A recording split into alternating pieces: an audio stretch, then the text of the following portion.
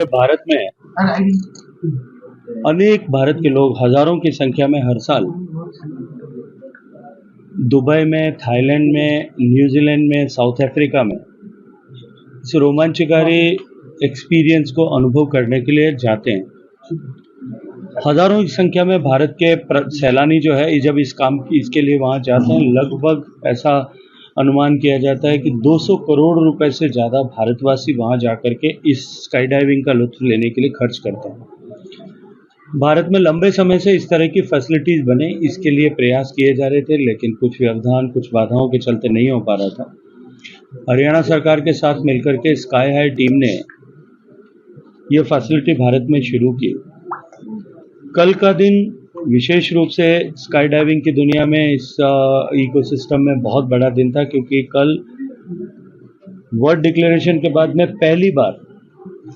World sky diving day पूरी दुनिया मना रही थी। एक नया कीर्तिमान रचा जाना था, जिसमें दुनिया में लगभग 300 से ज्यादा जगह पर इस तरह के खेल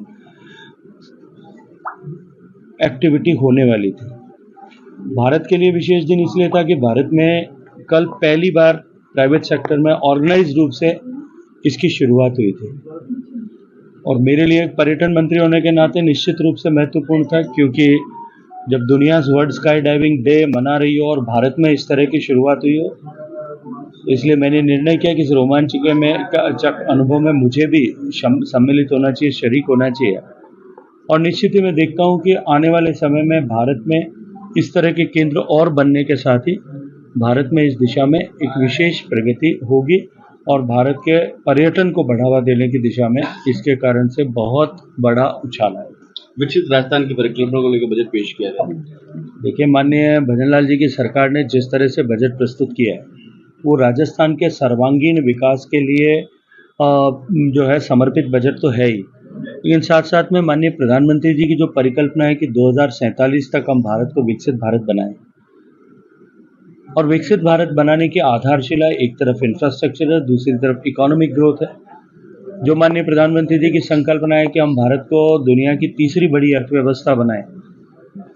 इस बजट में उस दृष्टिकोण से भी माननीय मुख्यमंत्री भजनलाल जी ने राजस्थान की स्टेट जीडीपी जो है वो 30 लाख करोड़ तक पहुंचे, या 350 बिलियन यूएस डॉलर की बने, इस दिशा में संकल्प राजस्थान की जनता के सामने इस बजट के माध्यम से व्यक्त किया है। बजट राजस्थान के हर तबके को कहीं न कहीं किसी न किसी तरह से छूते हुए हर विधानसभा में कुछ न कुछ प्रगति का काम, विकास का काम हो। भारतीय जनता पार्टी के चुनाव घोषणा पत्र में किए गए वादों को पूरा करने वाला हो, इस दृष्टिकोण से एक सर्वांगीण सर्वस्पर्शी बजट प्रस्तुत किया। कल भाजपा की कार्य समिति में आपने ये भी कहा कि कांग्रेस झूठा नैरेटिव फैला रही है, भ्रष्टाचार जैसे मुद्दों पर बेवजह घेरने। देखिए, कांग्रेस ने जिस तरह से झूठ बोलने का काम किया, वो कांग्रेस पार्टी जिसने संविधान की हत्या की, जिसने 1975 में संविधान आपातकाल लगाकर संविधान को कुचलने का काम किया, संवैधानिक संस्थाओं को दबाने कुचलने का काम किया, संवैधानिक संस्थाओं का चीरहरण किया, वो कांग्रेस पार्टी और उसके नेता अब संविधान की पुस्तक हाथ में लेकर के, जिन लोगों के हाथ संविधान की हत्या के खून से रंगे हुए हैं, वो आज संविधान की पुस्तक हाथ में लेकर के संविधान बचाओ का नारा देते हैं,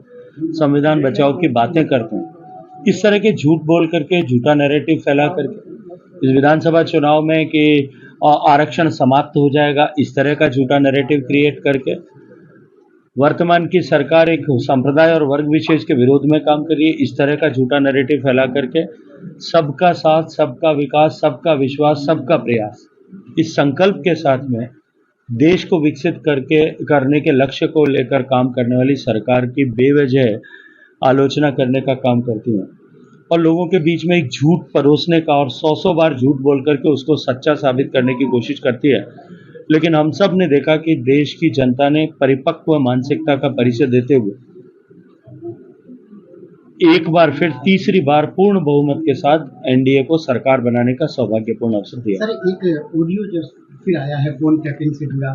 उसको लेकर कुछ देखिए, उस ऑडियो के बाद में मुझे लगता है कि जो बातें मैं चीख करके आपके माध्यम से सरकार को सुनाना चाहता था, जो बातें मैं न्यायालय को सुनाना चाहता था, वो सारी बातें अब तो उस ऑडियो के साथ में स्वतः स्पष्ट हो गई है कि किस तरह से पूर्ववर्ती सरकार अपने हिलती हुई कुर्सी को बचाने के लिए किस तरह से अपने ही मंत्रियों के, अपने ही लोगों के, दूसरी पार्टी के नेताओं के लोगों के फोन टैप कर रहे थे। और फोन टैपिंग जो अपराध है, और उसके साथ साथ में जिस शपथ को लेकर के मुख्यमंत्री की कुर्सी पर निवर्तमान मुख्यमंत्री जी आसीन हुए थे,